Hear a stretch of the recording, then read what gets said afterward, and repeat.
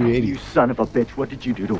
Welcome back to episode 380 of the Bad Taste Video Podcast. I am Mike. I'm here with my man Grizz, and we have a very special guest, E.K. Wimmer from the Laser Graves podcast, and it is our, I don't want to say annual Halloween episode, but our annual Halloween episode. You guys are dressed up?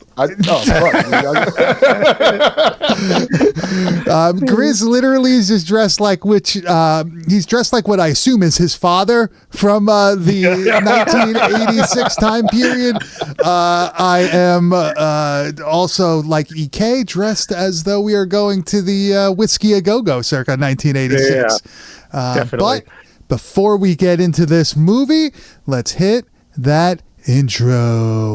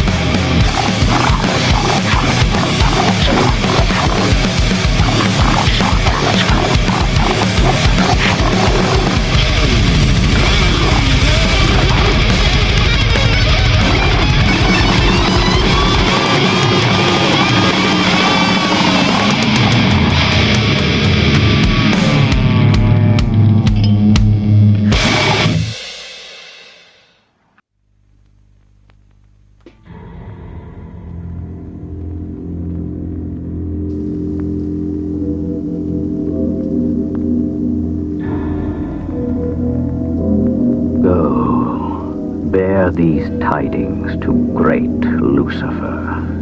Say Faustus doth surrender up his soul.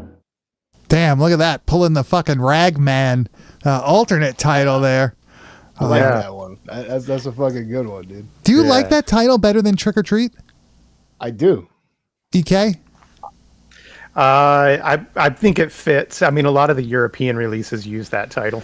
I don't know, man. I like Trick or Treat. I like it. I think it works. The only reason why I don't like Trick or Treat is because it's so loosely, like, it's a Halloween movie, obviously, but it's like a heavy fucking metal horror movie about Ragman. I mean, honestly, so like, to me, it fits that a little bit better. There's no trick or treating in the fucking movie. But there's a lyric sliver where he says, it says trick or treat for a moment. He says the name. Yeah.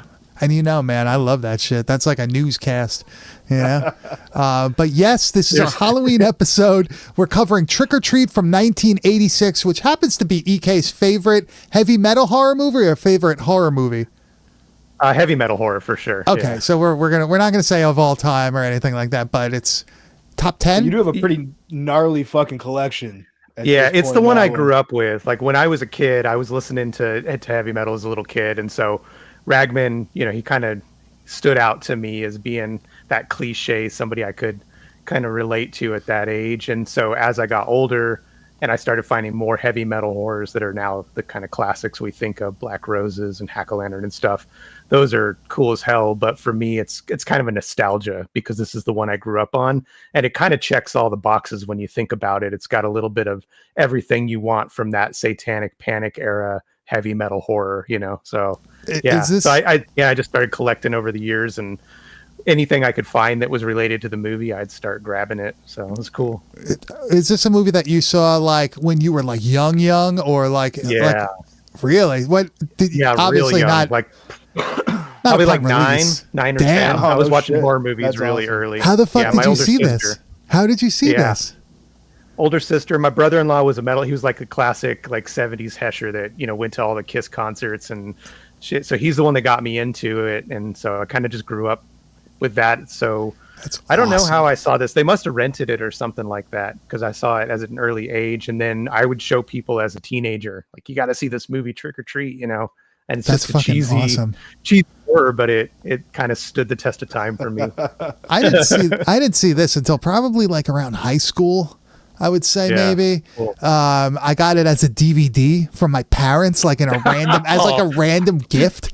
And I think it was Poor because you. like, Awesome. well, I think it was because like Ozzy and Gene Simmons were on the cover. Man, I don't remember if that was actually the first time that I saw it, but that was the most, I guess, prominent viewing and memory I have of this movie. I think everybody kind of has that fucking DVD, but I only have So bad. the fucking the VHS. I only Yeah, have the nice. US one. I don't know where the fuck this might have actually been from Canada. EK, you're kind of you're an expert on these. Was there Yeah. any difference in the Trick or Treat releases between the Canadian and US Lorimar release? I am yet to find a Canadian release, only on cassette. I've never tracked one down yet. So I have the Canadian cassette of the single, or I mean of the soundtrack, but I don't have the VHS. So the only North American releases I know of are the US and the beta, and then there's a Mexican release too. But I haven't found a Canadian one. I asked Bruce one time because he's all hooked up into those like French Canadian and stuff, and he had never heard of one either. Do you have your US release in front of you right now? I've got my newest edition, which is a US release, and it's one that I've been after for years. Thanks to our buddy Kyle, is the beta finally. Yeah, that's awesome. Can you see that's- that one? That'll actually work. On the back, where Yeah. it says exclusively distributed by Lorimar Home Video, right? Yeah. Does it give you like anything? Does it just say like California, or does it also say Canada and Ontario, Canada, blah blah blah blah? Nah, just says US underneath, printed in the US and stuff. So there we go. Oh damn, EK! I might have to replace mine and send you this. This might be There an you go, alternate. yeah. This might be an alternate version that you need. Look, The Canadian right there. yeah, Hell yeah. Oh, this is, Damn, son. wait, if you could read that. Yeah. This Yeah, is- that's pretty awesome. I'll have to look at my other copy, my normal US, Yeah. and I'll see what I have. Because I also have the screener too. Our buddy Josh sent me that one. He came across it, so that's pretty cool. What's the best one out of all of them? The best release? Yeah. I brought some variants because you said if you wanted, maybe people would enjoy looking at some international covers. So Yeah, what's your favorite cover? Like, My if you were to pick, favorite is, I love this one because it's the most classic. You know that giant poster he has that's looking over him the whole time? over in the the Yeah. head? Yeah. Yeah. badass. The Australian cover is just that. That's like, awesome. That's I don't know if sick. you can see it with the reflection. I gotta Oh wait. figure out how to use this. Yeah. Go right There we there. go. There it is, Yeah. right there there. it is. Yeah. So That's it's like- sick. That's awesome. It's pretty badass. But the Greek cover, there's a Greek and there's a German cover that has this. Oh, artwork. that's I fucking think the sick. fire. Actually, yeah, I like that one a little like bit that more, one. man. That's That's cool. just pretty sweet. badass because the Ragman, the official Ragman cover is the same one. So I you like can that see. one because of the red border is awesome.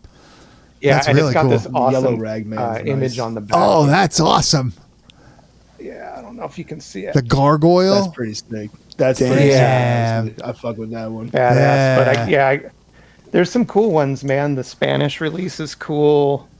Japanese one's cool. I like the Swedish Japanese one because he has like him doing the fucking ritual, right? Or it's like Yeah. go a little Damn over. right. Yeah, there you go. Yeah, that's like Oh, that's yeah. creepy as fuck looking. Pretty badass, yeah. That's Mike, did you just? I just keep looking over at you, and you look like you're an extra from that 2001 Mark Wahlberg movie Rockstar. oh dude, yeah, yeah. Was that the stand up and shout song? It's like, Right? stand up and Stand shout, up dude. and shout! I can't sing, man. That's one thing I never That's so perfected. good. That was so. Before we get into this movie, now it is our Halloween episode. We're all dressed up, sort of. I guess. I mean, we could probably still just walk into Walmart right now and nobody would bat an eye. I look like people that I know or that I worked with over time. So like, and I'm not that old, so it's not that out of the ordinary. But EK. It is the Halloween season. Halloween is what, 3 days away? Tuesday, Yeah. Wednesday, Thursday, Friday. Yeah, 3 days Coming away. Do you have any Halloween memories from when you were a kid that stuck out? I don't want to say just like regular trick-or-treating or anything like that. Have you ever had anything truly fucking scary happen to you on Halloween as a kid? On Halloween. Has like a No, neighborhood I mean, I've fucking definitely kid had some scared creepy you? people, yeah, creeping around and stuff like that. I grew up out in the middle of nowhere in a small town of like 1,000 away from the city, and so when we would have Halloween parties, it was like every kid in the little community would come to those Halloween parties, and there would always be somebody weird in the background doing something crazy. Oh, And no. there was this house that was right next to my best friend's house, and it was said to be haunted. And so during Halloween, we would all go sneak over there and try and like look in the windows because it was abandoned. And so, shit. yeah, it was kind of like perfect, kind of classic 80s, like trick or treat moment where there's people creeping around, there's a little haunted house that's down the street. It was great. It was good memories, man. Small town shit. That's about you? awesome. I so relate with that too, with the whole small town thing. Like I was lucky. Well, I don't know how lucky I was, but like Rolling Hills Asylum, which has become kind of famous now in all the different fucking ghost shows, was literally like a mile down the road from my house growing up. And it was just abandoned my entire childhood. It wasn't like they didn't have ghost fucking tours like they do now and shit. It was boarded up. So like every Halloween we fucking partied in the asylum. That's like, sick. In high school, like that was the fucking destination point. You fucking roll up to the asylum, have a good fucking time, have some fucking drinks. Like it never saw anything crazy spooky, but I was also pretty fucked up most of the time. So probably not in the right state of mind to experience it anyways. But like, it's so funny now, like going on fucking watching these shows and like these people are walking through these hallways that I've just Like, yeah, I took a done the piss and most puked over stupidest there. shit ever. And Yeah. so- That's so fucking funny. Yeah, man, like growing up on Long Island, never really saw anything scary because you're so packed. Like, there's so many fucking people everywhere. There's no such thing as an abandoned house. You know what I mean? Like that every foot is fucking bought and lived on. But where I grew up, like Halloween was mostly like a mayhem type fucking thing. Where you would go around egging people, shaving cream. People would be shooting paintballs at people. Never like, had that experience, dude. Dude, Never did the fucked whole up. egging. Never. Yeah, people eat anybody. like there was one corner happened. on the block of the high school. It was off school property, so like they couldn't do anything about it. But Halloween night, like if you drove your car or if you walked by that area, you were getting fucking egged. You were getting shaving creamed. It was fucked up, and it was so bad that at one point they actually put a curfew on the town. To this day, the curfew I think is still there for like kids trick-or-treating and shit. And if you were in a group with more than 4 people, the cops would like have the ability to like give you a citation, like a ticket. Shakedown. Yeah, no, it was fucked up. And it was all because like just it just became too wild. Like the kids were too fucking rowdy on Halloween.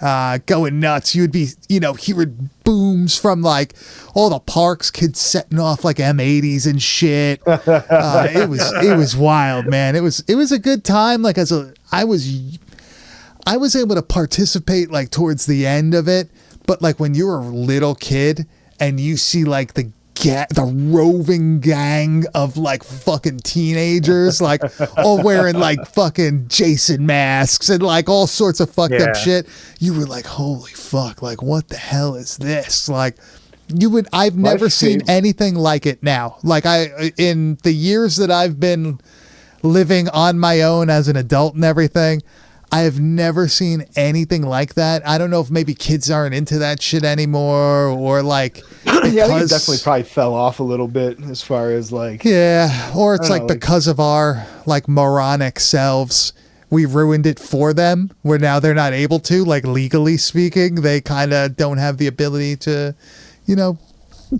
do some bad shit and get away with it. Did you guys ever used to go to like? Go ahead. Did you ever used to go to like a pay haunted house? Like a haunt, like not a fucking abandoned building or whatever. Like the fire department or the local whatever would put on a haunted house. Did you ever do that shit? It didn't become big for me until recently. Like that kind of just popped up over the last 10 years or so, where there's all these like haunted house attractions and shit. We had like a haunted hayride growing up that we would go to, but like that would probably be like the most The extent man. of it. Otherwise, it was just like homemade shit. in people's yards and stuff that we would go to and stuff, but not like pay for. No. See, like we used to have that stuff. That was a big thing by us, and maybe that's what that was the only way. I guess we were able to actually see something that was kind of scary. Like the Arboretum would do it. The fire departments would do it. Back then, they used to try to scare the actual shit out of you. It was like kind of cruel.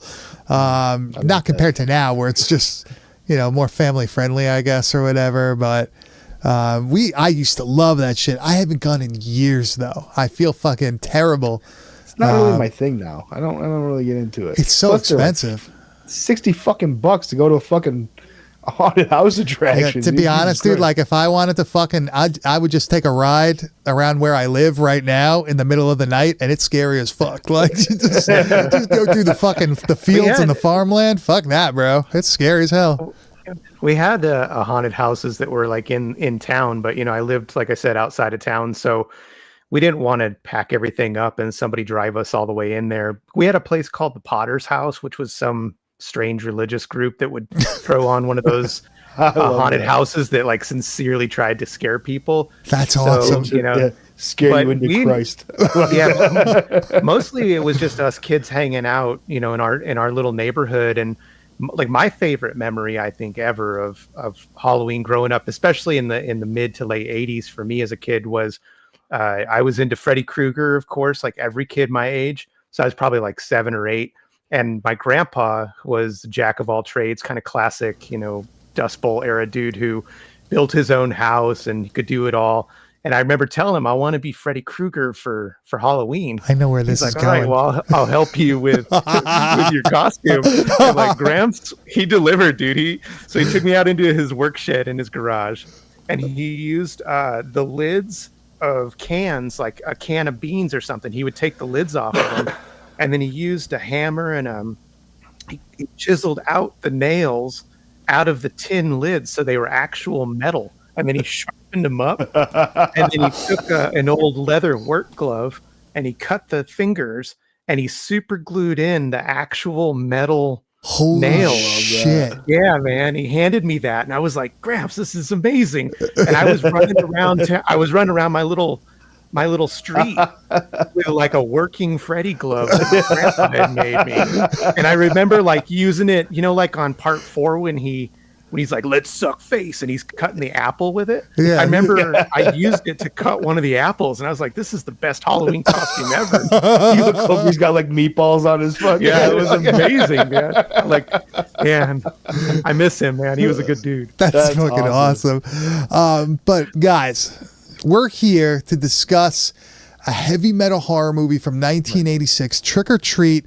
How many movies are called fucking Trick or Treat? I don't know. That's lot. The other problem with the name too. It's a little fucking convoluted at this point. Well, there's Trick or Treat, Trick or Treat, Trick or with hyphenated, and there's a million of them. But what's the one that has like Sam? That's Trick or Treat with an R? Treat, yeah. Yeah, okay, good. So then I would say Trick or Treat, this is the best one out of all of them from 1986. EK, do you want to give us a synopsis of this movie? Yeah, actually, this is what I like about it, is it's easy to follow, unlike some of the other heavy metal horrors. This is pretty straightforward. It's about this dude, Ragman, who's in high school. He's obsessed with his metal god idol, Sammy Kerr, and he's like the super fan, but he's getting bullied in high school and shit like that. And one day he finds out that Sammy Kerr has died in a fire.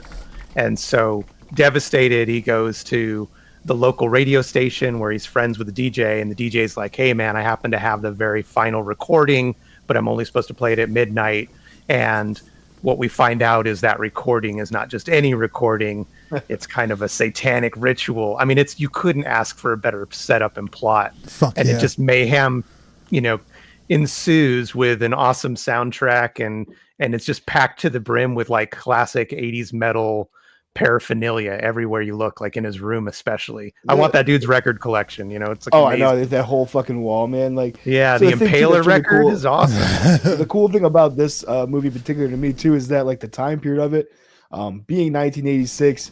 I mean, this is right after the 85 PMRC Senate hearings with fucking D. Snyder that are like super popular, where There was so much like censorship trying to take place in music, specifically in metal music. So like to have this movie kind of like touch on some of those points, and like you could tell it was very influential in like the way the community felt about the music and the movie and everything. It was really cool to have that tie-in from that time period. It took me a while to like to realize that this is the best heavy metal horror movie. I love Black Roses. It's been my favorite for forever now. But after like, watching this a few more times this week, dude, like this really is the best one. Like you were saying, EK, it hits everything you fucking want out of these things. It's got the awesome story with the satanic incantation on the Backwards album, which is such a cliche thing in metal as well. It hits every fucking metal talking point that you want it to. Whereas, Black Roses, it's got fucking amazing Lizzie Borden songs and shit in it, but like it doesn't really hit all of the marks as well as Trick or Treat does. This one really is the ultimate, even, Halloween aside, just horror heavy metal movies. This is the best one of all time. Yeah, definitely. Yeah. Because like Hack-O-Lantern, it's like only kind of heavy metal horror because of the one song, because of the DC LaCroix song, and then also because like the dude is dressed in like black, like he's a heavy metal dude. So that kind of like makes it heavy metal horror, I guess. Black Roses, I feel like is like the second best, the second, like the closest to being a complete, like, home run when it comes to heavy metal horror. It's a toss up between that and Shock 'Em Dead, I think, honestly, because I feel Shock 'Em Dead's really fun. I look like I'm in Shock 'Em Dead. Yeah, like it's like the unsung hero of the group, man, where it's such a fucking gnarly movie that I think gets overlooked in this conversation of these films, man. And I feel like Rocktober Blood, like it's got like it's kind of almost like the metal is a background to it. It's not necessarily like, Rock and Roll Nightmare is a little weird. I don't really get into that one that much. Yeah, I'm not really. I mean, Hard Rock Zombies. There's a bunch. I think the thing about Trick or Treat though is not only does it check all the boxes, it checks it at the time this was an actual issue. Like it's relevant to the time. So it's more like a time capsule. Whereas even with other movies that came after it that I do enjoy, they're kind of a reaction to what had already been set by Trick or Treat. In addition to Trick or Treat having actual people like Gene Simmons and Ozzy Osbourne make cameos, and Fastway did a really good job on this soundtrack. I will say Black Rose's soundtrack is killer also, but this is like from beginning to end, a great record on its own. You can just listen to it as an actual record. So I think for that reason, it's just it's kind of the classic one, and then from there you can build on it and expand your love of heavy metal horror. But I mean, if you're going to show us one, this is kind of the classic. Can we just talk about who's in Fastway? Because people may not know that Fastway is not just like a nobody band. Fastway has, first of all, I'm going to say Dave King from Flogging Molly is the singer of Fastway. Are you kidding me? Dude, he is the singer of Fastway. I thought that was fucking hilarious. That's fucking wild. I actually didn't know that until just this episode. I don't know why I never looked into that. But Fast Eddie Clark from Motorhead is in Fastway, and Pete Way of UFO also was in Fastway. So it's not like this was some no-name band that they got to record, like not Black Roses, Rocktober Blood, like where it's just who the fuck is it? Who is Sorcery? Sorcery, like who the fuck? I mean, you may like Sorcery. I don't know. One of those two. I think Sorcery. I think you're right, Sorcery. Yeah. But like, these are like known dudes from bands that like legitimately did shit by the time this movie came out. Yeah. And you could hear it in the songs because they're like legit catchy metal songs, right? Yeah, the main song to this that he fucking plays at the school and shit. Song's a fucking banger. I mean, it's not as good as the Lizzie Borden songs in my opinion. I think that soundtrack is a little bit better than the Fastway. Really? But this is a better movie. I just think Lizzie Borden's a fucking You like Lizzie Pretty Borden, though. fucking killer band. Dude. Yeah, Really just- fucking rules, if bro. it's- you look like you'd be following them around the country right now. I would be right now, dude. You could bring In me your, some Borden getting on in your tour, I'm into van, it. right? With You the know what? fucking- You know what I spotted this time around that I'd never noticed before because I was thinking of you, Grizz, when I was watching it this time. There is on his locker when he opens it a Lizzie Borden sticker. I stuck on there. know there is. dude, 'cause I never saw know. that I would have shit, never too. cared until I thought about you, and I was like, "Oh shit, it's Lizzie Borden." Grizz is going to be stoked. That dude, he knows what's good, dude. They know That what's shit up. always cracks me up because like Grizz is such like a hard looking dude. Like all the music he listens to is like fucking death metal, this and that. And it's like, yo, but Lizzie Borden, like But Lizzie Borden, bro. is like pretty I would fucking think good, I would think he alright? was fucking like if he said that to me, I'd be like, you fucking joking with me? Like, are you fucking for real? I would got think a he was Lizzie honest. Borden poster on my wall, right fucking next to it. Yeah, yeah. See, like I would think he was fucking with me, but he's being real. That's his inspiration for guitar playing right next to him. I do feel like though, Trick or Treat is the most quote unquote realistic of all the heavy metal horror movies. I feel like it's portrayed 100%. like the Ragman character. Like you got bullied for listening to metal in the 80s. Like you were And not. you were a nerd usually too. You know, Yeah. you played D&D. You were like read comics and you liked metal. That was pretty realistic. It wasn't until a certain thing that happened in the late 90s where people became kind of afraid of you. But like before that, you were picked on for being like a metalhead or into fucking, whatever, fucking D&D or anything like that. And I feel like this movie portrays it like in a pretty accurate way. People are fucking relentless, right? Like Ragman's a really just believable character as well. The way Yeah, he portrays like yeah, he's not he like just- over the top. He's like a normal kid. No. Like he is literally how all of us were in high school. Like Yeah, just wondering exactly. like, why are these guys being a dick to me? I literally have done nothing wrong. Like Yeah. just existing, I guess, is a problem. hyper focused on music, man. He's just into it. Like, Yeah. And of course, and also while at least when me and Grizz were in high school, Dimebag Darrell was killed. So that was almost like, that was like a relatable thing for me too. Was like, I remember fuck, the like, fucking day. I remember the moment I found out in school. I remember leaving school that day, like being like, I'm not doing this today, dude. I remember going to one of my art classes and I get into the class and this kid, Bobby, goes, yo, man, one of your guys, one of the bands you like, man, he's dead. I was like, what the fuck are you talking about? I'm like, yeah, which one? Like, you know what I mean? Like thinking he's talking about some, some That's whatever pretty much band. the way I found out too. So, Yeah, like, and then I'm just like- blunt and then- fucking response. And then one of my other friends comes in and goes, dude, Dimebag Darrell was fucking shot. I'm like, what? And at that time, like, it wasn't, I didn't have like a smartphone or anything. I couldn't go fucking. no one did. Yeah, you had we fucking we'll be right back. We went to like the electronic music room, like, yo, dude, I gotta use the computer. You go on and you fucking like, holy shit, like, dude, that was a shock and a half.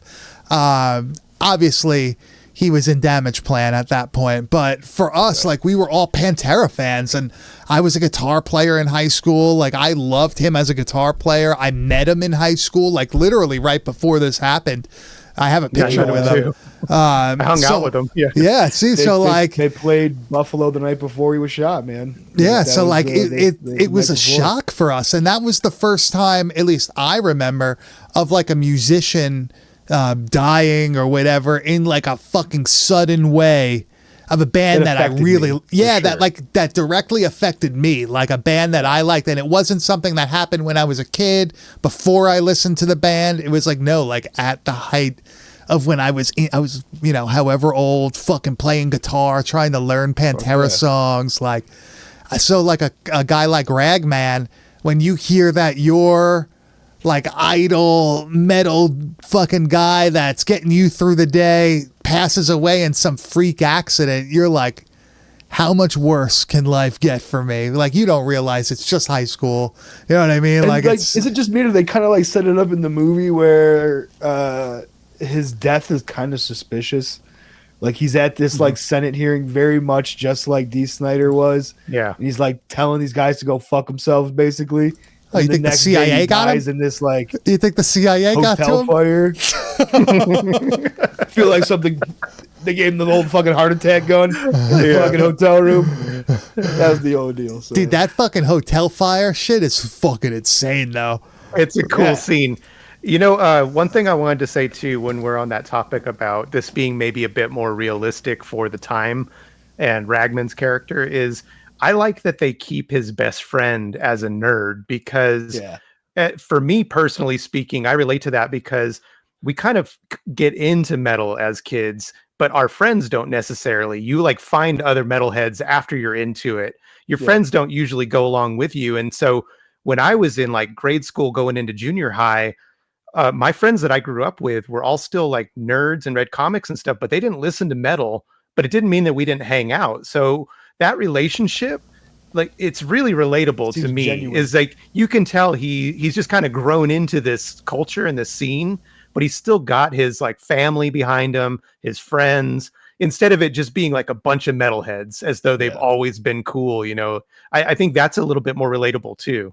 Yeah, well, like when I was point. in high school, which was in the early 2000s, there was only a handful of us, even at that point, that really listened to like fucking what you would consider metal. Like people listen to like Led Zeppelin and classic rock and Metallica, but there was only a handful of people. We had a 4-grade high school. It was 9 through 12. There's only a handful of people that went and saw like actual death metal bands and shit that we would consider fucking metal. It wasn't that popular as it is now, where it's probably all over the place. You find fucking metal shirts in Walmart and Target and all that sort of stuff. You had to used to mail order them back in the day, or God forbid, see the band in person. Fucking the thing with like in my school, man, because it was such a small school of like graduating class of about 50 something kids. If you were into something different, you fucking stood out tenfold because of like just how small everything Small was. sample size. Yeah, and like, man, I remember this kid Dan was maybe a year younger than me, fucking goth kid, automatically putting a target on his back in a small country school too, like that, dude. All these fucking hick ass kids and shit. I mean, I was just a fucking stoner, so I got along with everybody. That kind of like by default puts you in that fucking territory. But I remember this kid getting so much shit for the way that he dressed, for the fucking music that he listens to. And I look back on it now, that kid was into such fucking cool music, dude. That like and because like I talked to him a little bit and would like get pieces from him and shit, and like I remember like he told me about her Ghost in the Fog by fucking Cradle of Filth in like the early 2000s, and I'm like, I'll check. I watched this fucking music, and I was like, dude, what the fuck is this? Like, the first time I'd ever heard anything like that, and he was so just ahead of like what would become more popular and like more acceptable for like metalheads to get into and shit. But like even at the time, if you were a metalhead, like I like Pantera and shit like that, that shit was weird. Like that's fucking like that dude's listening to fucking like weird fairy tale fucking metal or some shit, dude. So like it just goes to show that like it doesn't, even like throughout time, it didn't matter if it was like the 80s or like the 2000s and shit like that.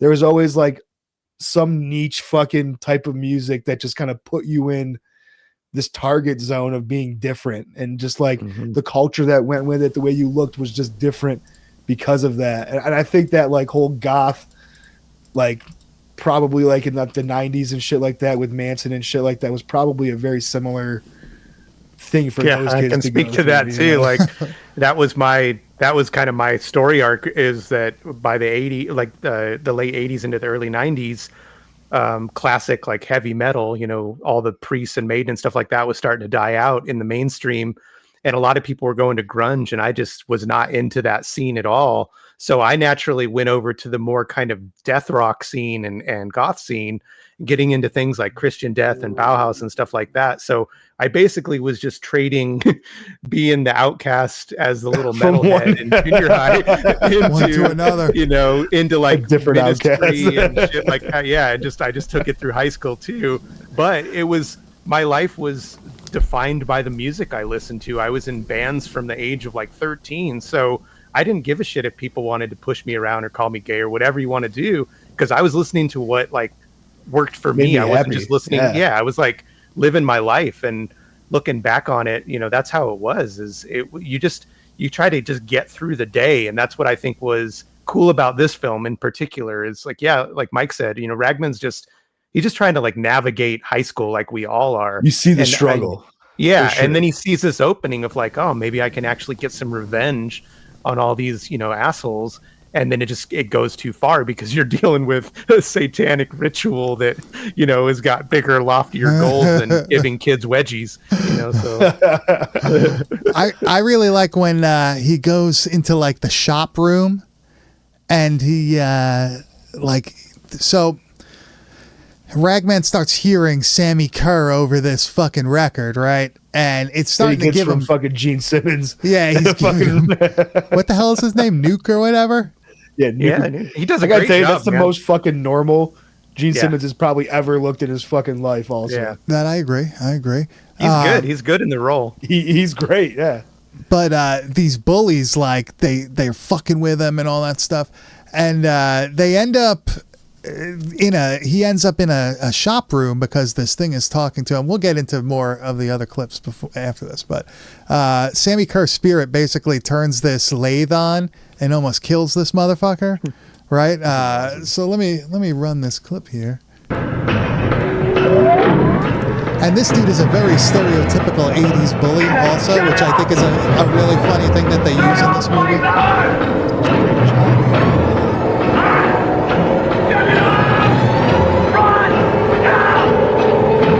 you know how badly I wish they would just fucking this. I know. She's not. Yeah. It's right through the eye. Chris wanted the Fulci ending to that, right? I really fucking did. Yeah, do it. But like this whole thing that like he has this album and he finds that when it's played backwards, it basically invokes the spirit of fucking Sammy Kerr to come back to life. And I like how Sammy has these like beyond the great powers to like manipulate the environment and shit like that. The scene that I love is like when he's first playing the records backwards and he gets the vision of Sammy in the burning hotel. Oh, This yeah. is See one how of fucked the up it is? coolest fucking scenes of the entire movie, in my opinion. Yeah, it's awesome.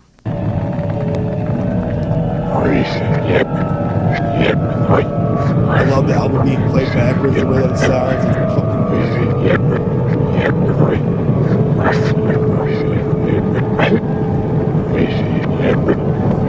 That's awesome. Like the people burning in the background. it's so like a- good. David Lynch movie. Yeah, right.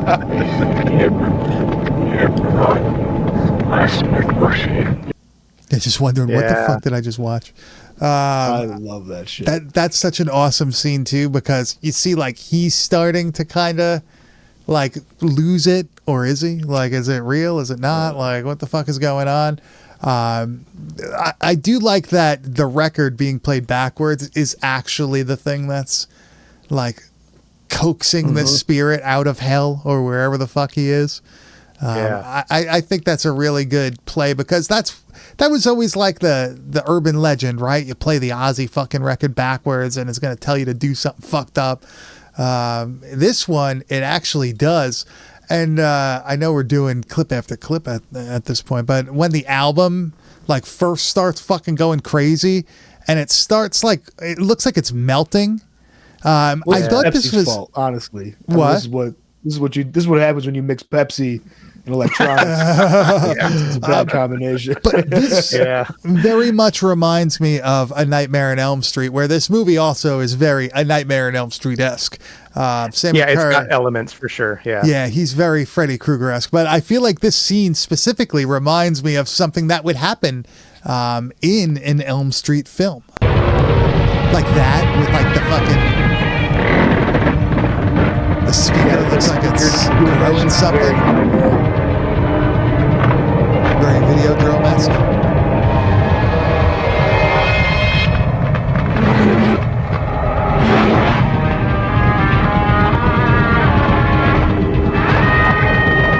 That shit is very Nightmare on Elm Street.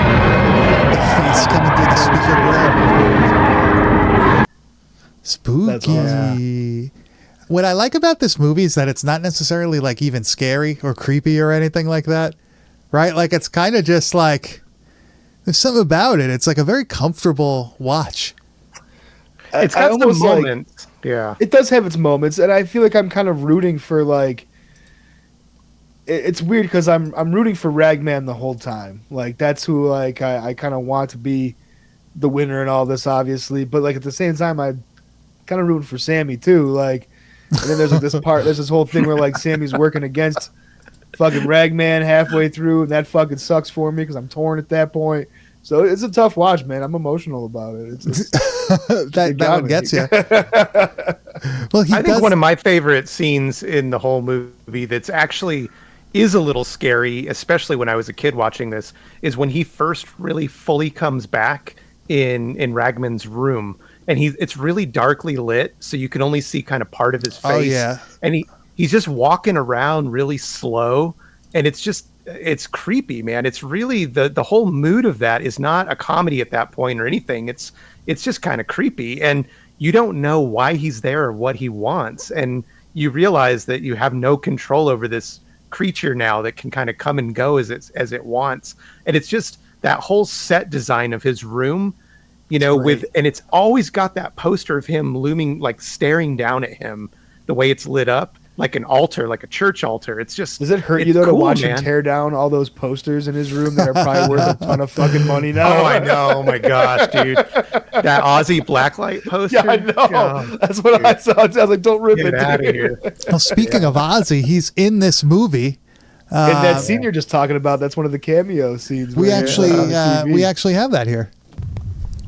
There you go. Don't be too scared, EK. We got you. It's just the movie. What happened to the good old simple love song? I love you. That's a good word to use. Nowadays they have to write some sickness. It's just absolutely sick and bizarre, and I'm going to do my utmost best to try and stop it now. Anything you'd like to say in conclusion? These evil people have just got to be stopped.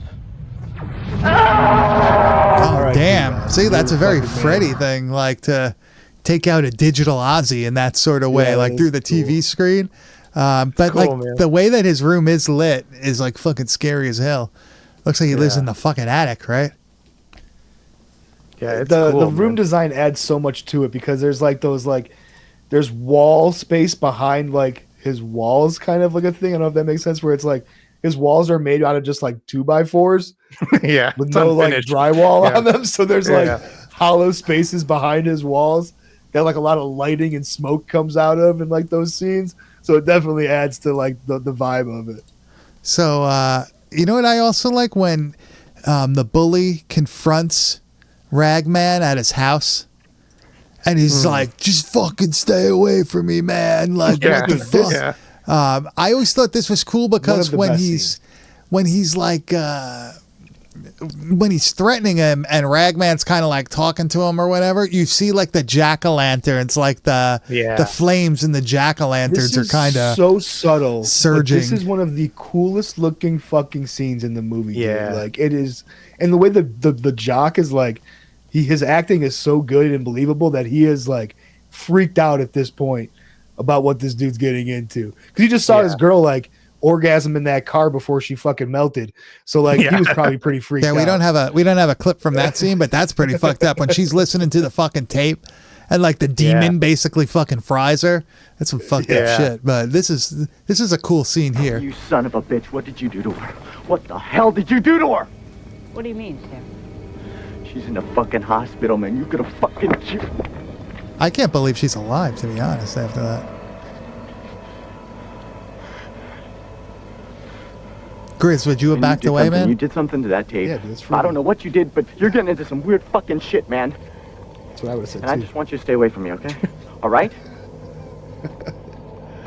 Well, he's got the fucking Sabbath shit on and shit, dude. It's just everything about the scene is just perfect, in my opinion, man. I love the jack-o'-lanterns though. That's so it looks sick. great when it fucking flares up. When like it's interacting with him and his like his emotions. It's fucking awesome, dude. What do you think about when Sammy Kerr finally makes his big return at the school? Yeah, I mean it's pretty classic, and it's not even what I like about it is it's not even the end of the film. It's you would think in any other film this would be a lot of them they are. It's like the you third waited act. and waited. Yeah, you wait and wait and wait, and then you finally get this scene, and then the movie ends. Instead, it's like, no, man, we're just getting into it now. We're ready to go. It's awesome. He takes Probably over one of the the coolest concert, right? scenes in a movie.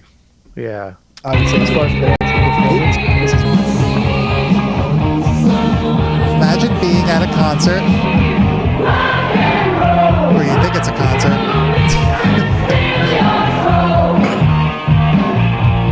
And what you think is dead, frontman of your favorite band just appears. Here it is. There it is. Oh, he said it. He said it. He said it. I really think that that's fucking awesome because people think that it's like an impersonator, right? Yeah. The- Yeah. and- They and- say he's even better than the real Sammy. Until he decides to flex a little down. muscle, right? Show his true power and Some show what electric he's muscle. really there for. I like he's, like electric based. Like all of his power is like Yeah. Pikachu, and he can Dude, just yeah. fuck things up, man. Yeah, this guitar scene that he has is like Ace Frehley shtick, but on crack. Yeah, It's this is like the crazy. messed up Ace Frehley. This lighting is amazing too. I mean, this is filmed. He just literally blasted somebody into oblivion with his guitar, and other guys are still rocking. Yeah. I think I just saw Ace Frehley in the back. I think somebody was dressed as Ace. I'm serious. He's just picking these people off with his fucking. That's awesome. That's awesome. So good. Would you So fucking good. would you stick around or would you run, man? Like where No, would you gotta guys? get the fuck out of there, dude. Oh, you can't wouldn't hang want to out. be like, yo, what's going on, man? Like you looking for I mean, they were really in the zone though. That song sounded good. I'd be kind of bummed out. it'd be tough It's to like walk leaving away on the from. encore. You're like, I want to get to my car before everybody else at the same time.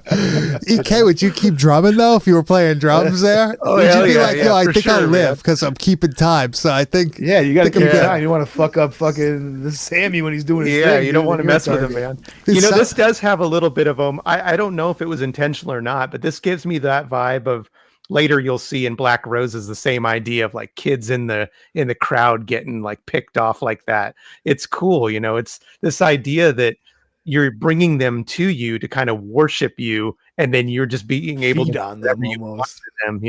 It's So it's good. cool.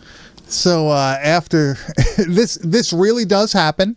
The police are called. The police arrive. They want to know what the fuck happened. Unfortunately, they somehow blame Ragman for this. But while all this shit is happening, Sammy Kerr actually kills the bully for Ragman. Yeah, that's awesome. I Blows his head off. Dude, It's awesome. this is pretty unexpected because the movie is like Yeah, I didn't see this relatively coming. tame up until this point. Like with what happens to the people, they just kind of get blasted away or something. But they basically allude to the fact that this dude's head fucking explodes. Look out!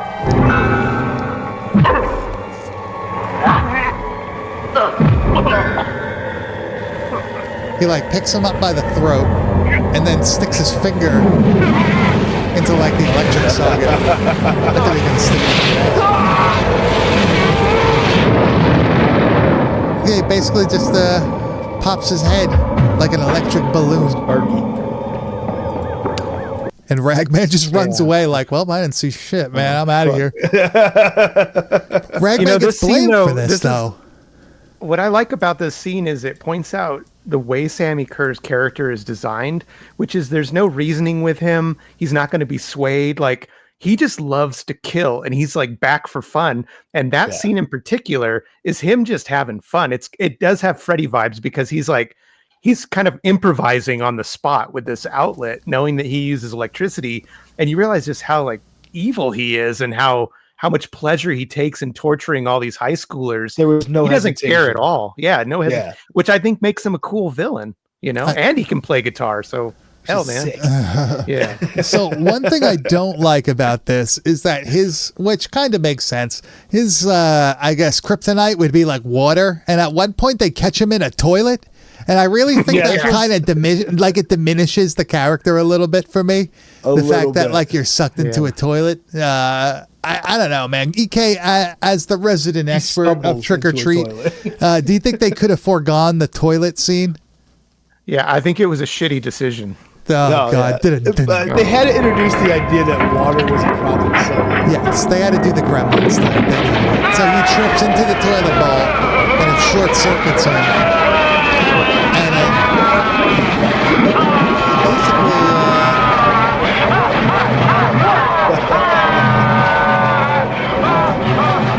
basically like grounds him, right? Like you can't move.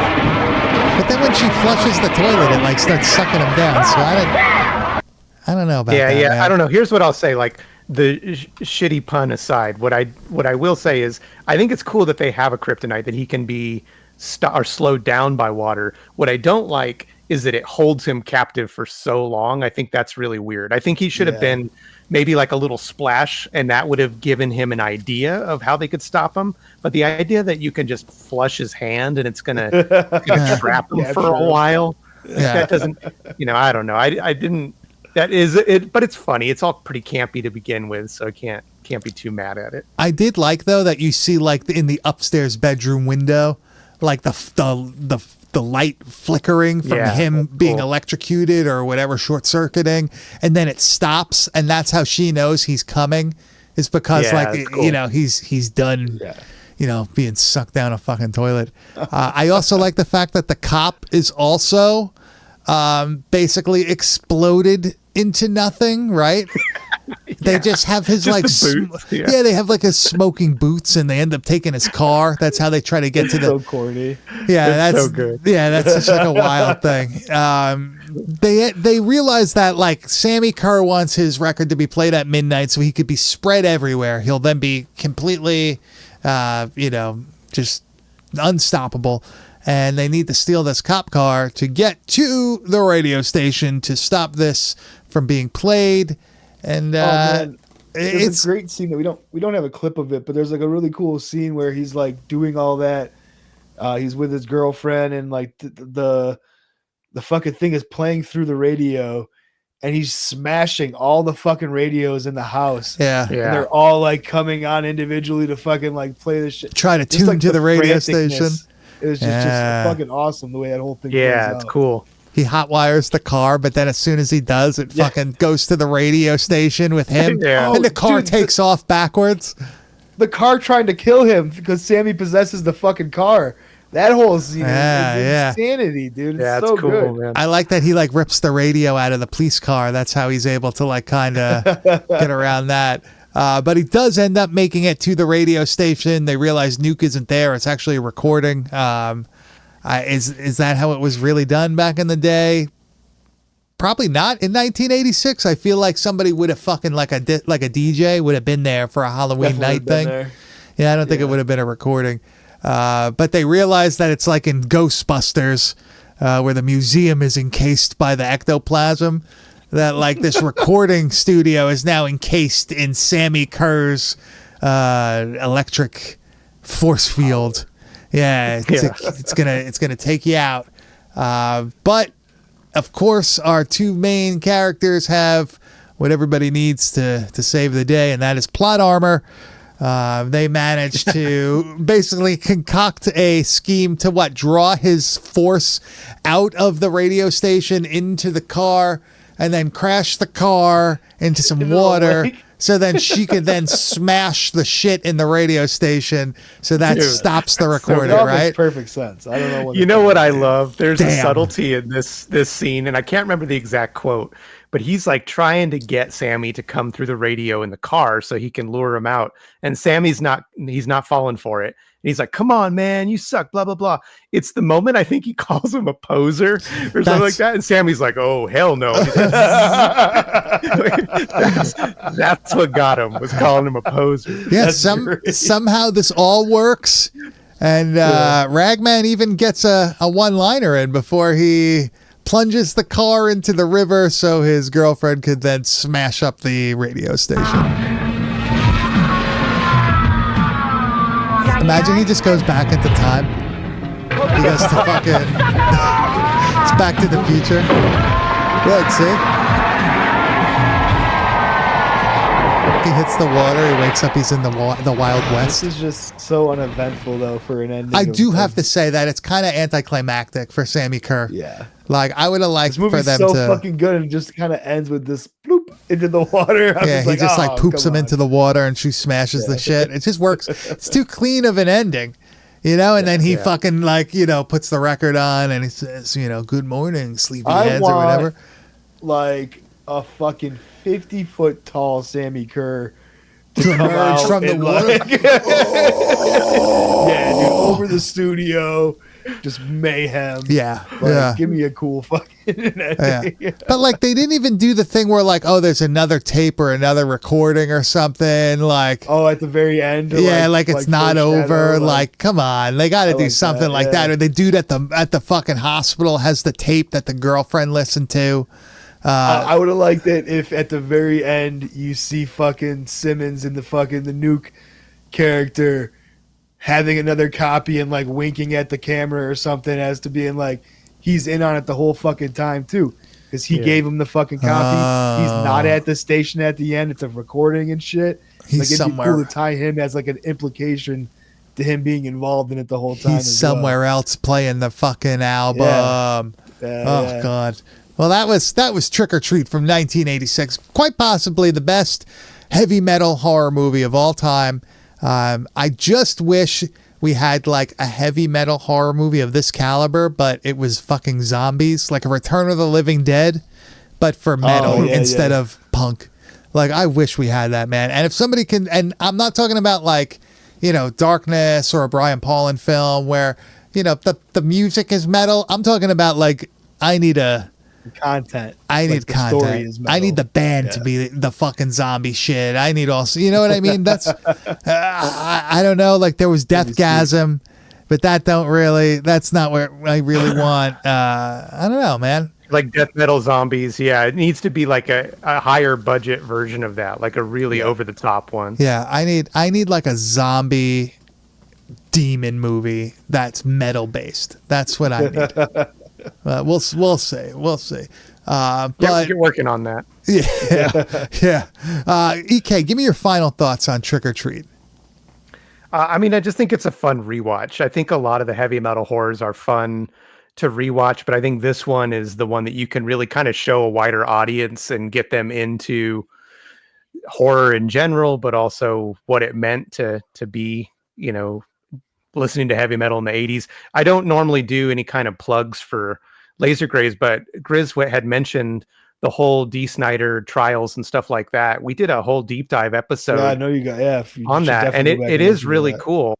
And so again, going back to that, is I do think this one just it holds a place in time where this heavy metal horror was made when it was really relevant to the time versus being something that would be fun to do later on, but maybe wasn't as close to the scene or closely tied. So that's why I think this one is just right place, right time. It was just low budget enough to be fun and campy, but also just cool enough. You know, they invested in the right spots to make it a little bit more legit at the end of the day, you know, so solid overall, man. It's a fun movie. I love it. Hell yeah. Grizz? I think he nails it too, saying how this film brings a level of legitness to it. This like credibility, with the people that they were able to get cameos from, with the style of the characters, with the way Ragman is portrayed. It just really lends itself to being a very believable time and place in metal culture. And I definitely am going to have to go on the record saying that this is the quintessential heavy metal horror movie of all time, for sure. Hell yeah. And it just so happens to be a Halloween movie too. Now, before we sign off here, I got to ask, EK, what's going to be your Halloween night watch? Oh, shit. Trick or treat. No, I'm joking. Yeah, I think we're gonna maybe do Season of the Witch because Mariah likes that one. We haven't rewatched it a little, like Halloween 3, Season of the Witch. Yeah. We haven't watched that one in a little while, and sometime it's nice to revisit that. And it seems like might as well do a classic on Halloween night. Yeah, Grizz. Oddly enough, my local theater here is playing Halloween 3 on Halloween night. Oh, you're gonna go. So Hell I think I might go check that out on Halloween. I think that'd be Hell a good yeah. time. There you go. There you go. I will probably watch the Halloween films. I've been banging out all the classics since this weekend.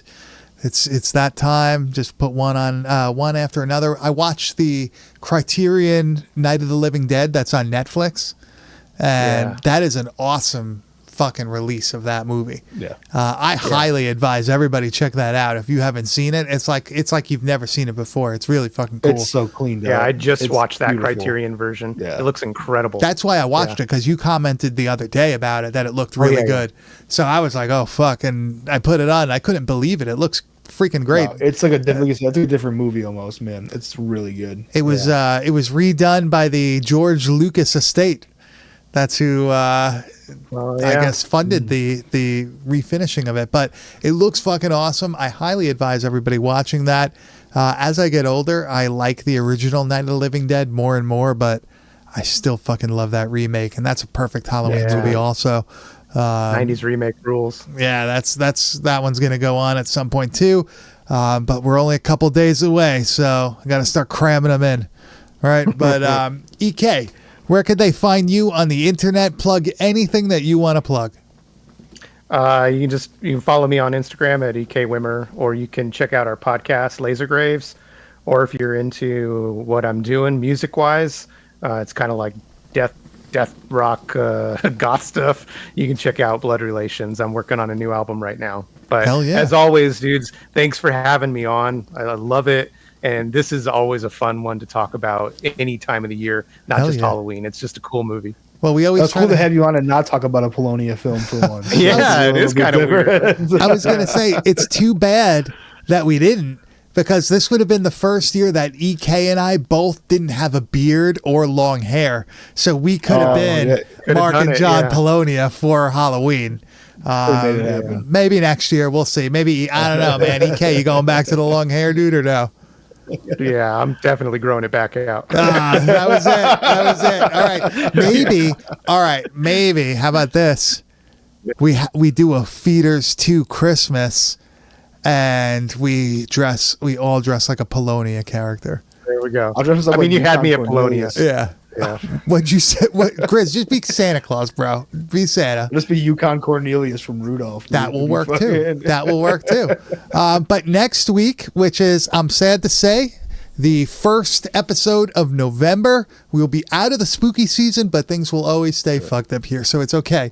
We will be covering a mid-2000s classic that myself, EK, and Grizz could all agree is a fucking awesome movie, and that's going to be House of Wax from 2005. Another movie Remake. where it's, I mean, I'm not going to say it's better than the original. It's kind of like eating pizza or eating an Elios pizza. It's two different fucking Yeah, things. it's different things, yeah. But I really, really enjoy this it's version of House of Wax. And that's going to be next Tuesday night on our YouTube channel, youtube.com/@badtastevideopodcast. You can find everything we do at www.badtastevideo.com. You can find me at Bad Taste Video on Instagram. Like Grizz said, you can find him at Kane_enabler, motherfucker.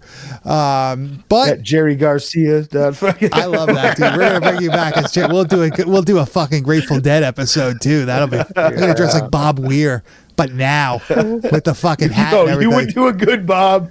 With I the can pull must- the fucking with the- Jerry up. Obviously, Hell dude, yeah. there. Yeah. I'm gonna wear the fucking Madonna shirt with the short shorts while I'm sitting here. But I want to thank everybody in the chat for coming. I want to thank everybody for listening. You can watch this on our YouTube channel anytime after we record it. We also release it in audio form every Thursday wherever podcasts are found. I want to tell everybody to have a happy Halloween. Be safe out there. Don't do anything fucking stupid enough to get you arrested. And we will see you next week with House of Wax.